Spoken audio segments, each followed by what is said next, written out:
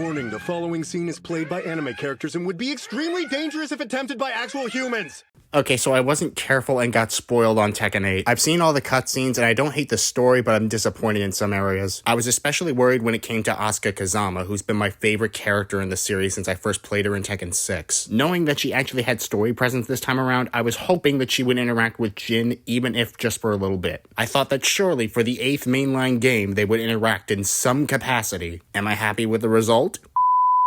It only took Asuka and Jin like 4 games to finally be on screen together outside of endings, and a manga that isn't even canon. Maybe Tekken 8 will finally give us something to work with involving these two.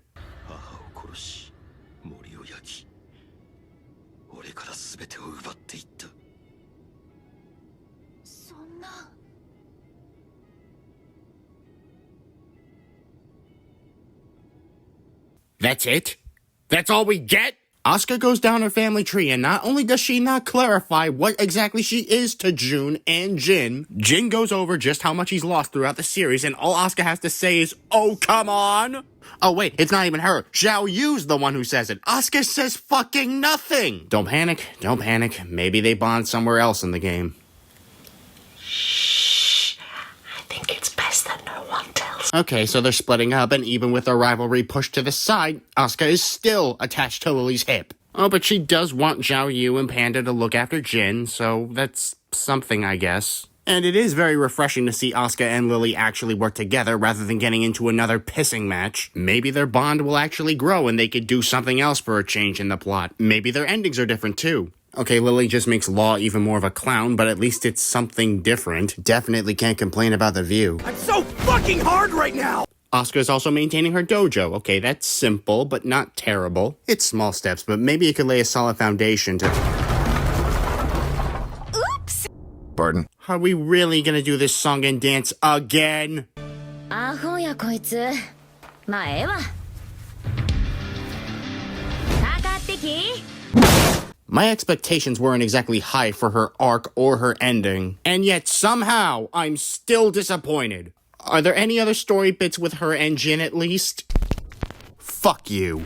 Relative to the main character connected to the Mishimas and Kazamas in some way, can purify Jin's devil form in her Tekken 5 ending, but it's non-canon. Shut up, I'm getting there. She finally gets a role in the main story, and not only does she not interact with Jin even once, she doesn't even have a playable fight in the story mode. You could have easily replaced Lily with her for Azucena's tournament fight. Jin sees this and he notes the similarities to his mother's fighting style. Jin approaches Asuka and that's how they properly meet. It isn't that hard. But nope, all Asuka seems to be good for is sex appeal and Yuri bait. These aren't bad things to have, and other characters are wasted just as much, if not more, even in this story mode. Some more egregious than others, but Asuka is the most mind-boggling and infuriating example. You have this kind, if hot-headed and brash young woman with a strong sense of justice, who contrasts with the other Mishimas and Kazamas very well, and the most narrative presence that she gets is a shitty rivalry that's in the exact same spot that it was since 2007.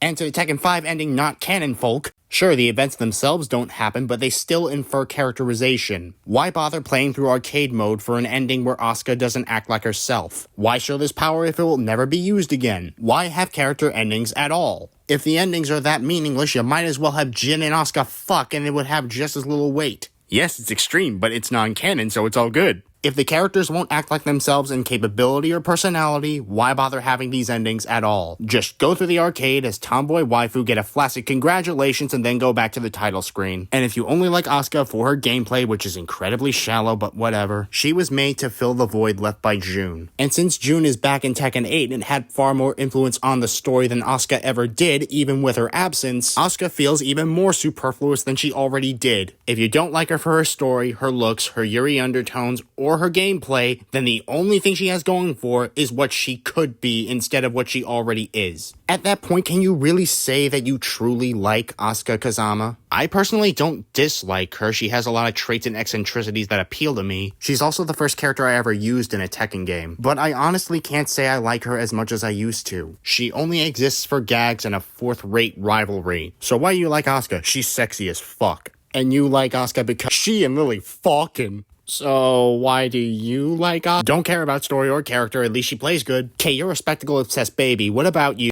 What's an Asuka? I'm a June main. Even if you like Asuka for just one of the reasons I listed, that's fine. I still think those reasons in a vacuum are shallow, but I can't control what you think. I just wish Asuka was put in a game for something other than out of obligation. She was my favorite character in this series, and I really wanted to see what Tekken 8 would do with her. And what we got was a glorified prop. For all it mattered, she might as well have not even been a Kazama. Tekken 6 would have been a perfect opportunity to give her more relevance, and instead we follow bland as shit Lars. You could at least play as her in the scenario campaign so you could pretend Asuka has narrative relevance. If you really wanted to, you could have both Asuka and Lars share the spotlight as protagonist. One side focuses on Lars and Elisa, the other focuses on Asuka and Lily, with both of their paths converging during the first fight with Jin. But fighting games seem to be allergic to satisfying narratives, and the next 2 games have her do nothing. A mainstay since the 5th game, and she's fucking worthless. I can't get my hopes up for her in any more games. If they still haven't done anything meaningful with her connection to Jin, they never will. Non-canon manga makes far better use of Asuka's potential than 4 mainline games.